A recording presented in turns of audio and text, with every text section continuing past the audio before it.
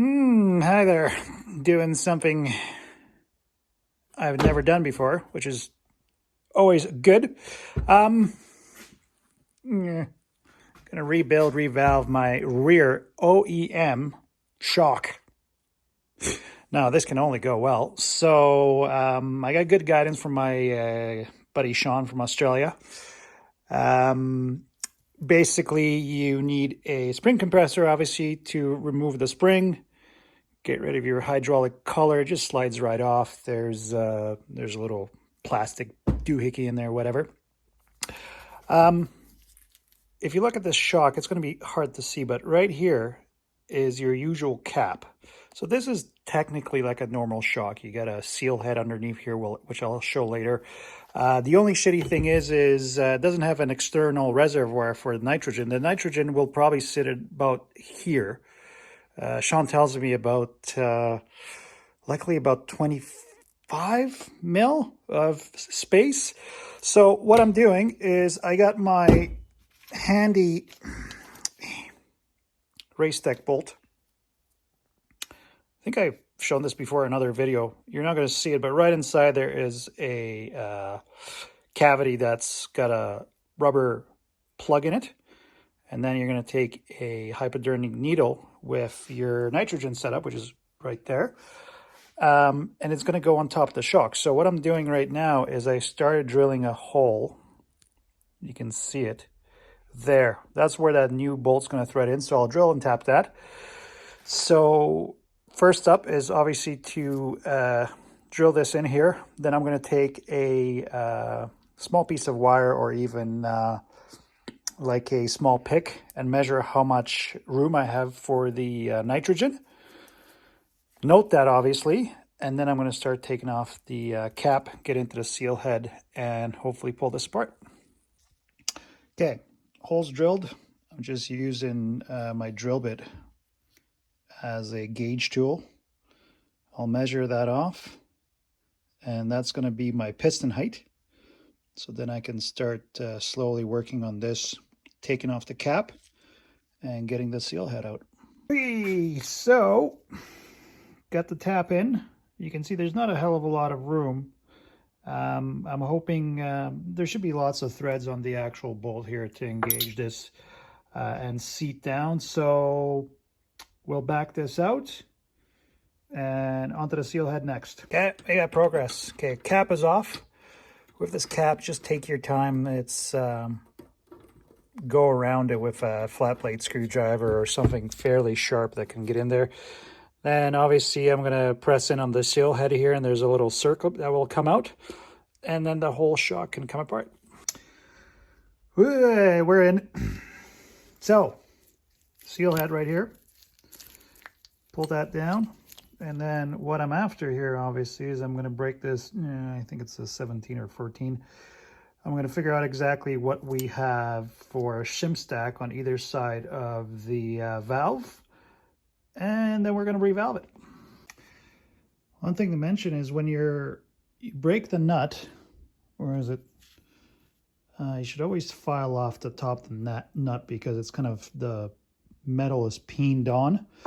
But anyways, stick a tie wrap into the top, and as you're taking everything off the shaft, then you remember exactly what priority came in. But it doesn't really matter. It's we're going to redo the entire shim stack anyways, but it's good to keep track of what you have. Okay, one thing to remember is measure whatever oil came out. I had about just under 150 mil of oil, so I'm going to put roughly the same amount back in. Now, got my shim stack all figured out here. You can see it's from the clevis up, obviously, up to the valve, and then from the valve to the top of the stack. So, and of course, I kept it all in order.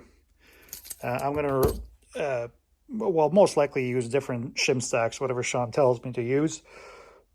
Put the lot back together and reassemble. All right, so just putting back the shim stack together. So down here I got a small 16 mil and a big 4 mil washer. And then as per Sean's instructions, I think it was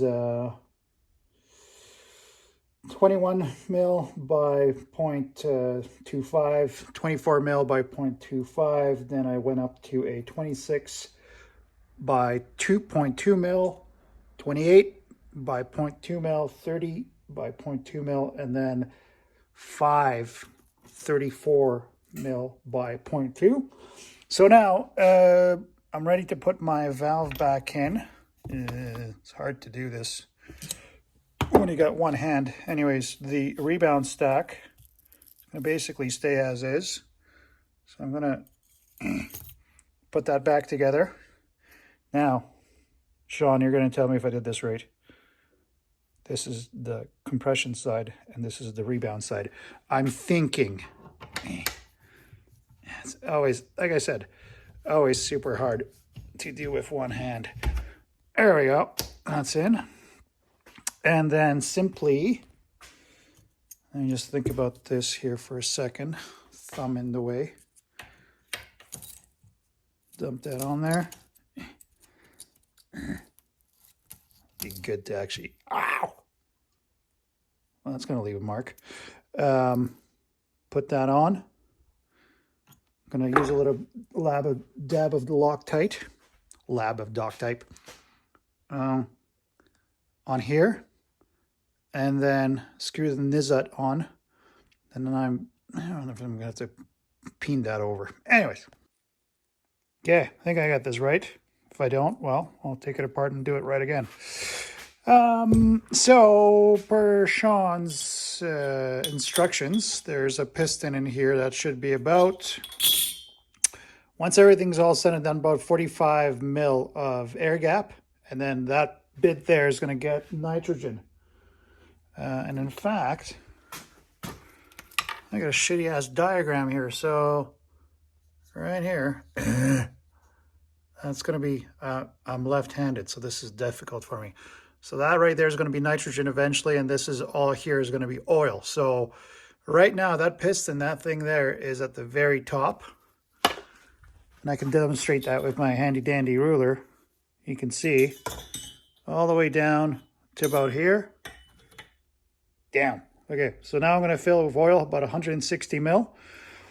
Put the shaft in, get the air out, and then snug the seal in with a little bit of air to put the circlip in here, and then I'm going to close this up. And then I think I put the nitrogen. Okay, so this is done. I put the oil in, so I bottomed the piston. Fill this with oil quite a ways. And then I pushed in the stack and obviously the shaft. Bled the air through slowly, and then I pushed up on the piston to get close to 40 or 45. One thing to note, obviously, make sure your circlip is in the right groove. Don't ask me why and how I know. I tested it with air on the floor here, thinking that the circlip was in. As you can tell by the mess, it wasn't. So I set a little mark on my Allen key here at 45 mil. I'm not at 45 mil. I'm, where's the hole? 45 mil is here. I'm maybe at 35. But anyways, I'm going to use the air to seat this and remeasure it one more time. It might actually push up to around 40 mil, and we should be right on target. And at that point, I'm going to be able to put my race deck bolt in, set my nitrogen to 230, and air this thing up. All right, so I got it pretty close to 40 mil of room for the gas. Got my bottle set up. I'm going to set it to 230. Got my hypodermic needle. That's going to go in there. shoot it with 230, take it out, and oh yeah, and I gotta collapse it before I put in the gas. And I got to face it down away from anything in case I didn't do the seal up, but I already tested it with air. So hopefully it's not going to blow up in my face, but you know, safety third. So I got my safety glasses on and hope for the best. Alrighty, so got my nitrogen in, just checking that I get no air coming out. This is just from the cleaner that I use. You can see no air coming out. And then last but not least, compress it.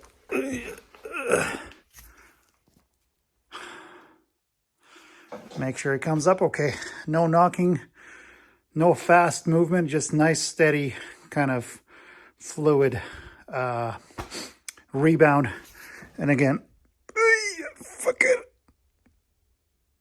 I need more Wheaties and compression. So that's done. So now I just have to put the spring back on. Hydraulic preload, compress the spring, and that's the shock done.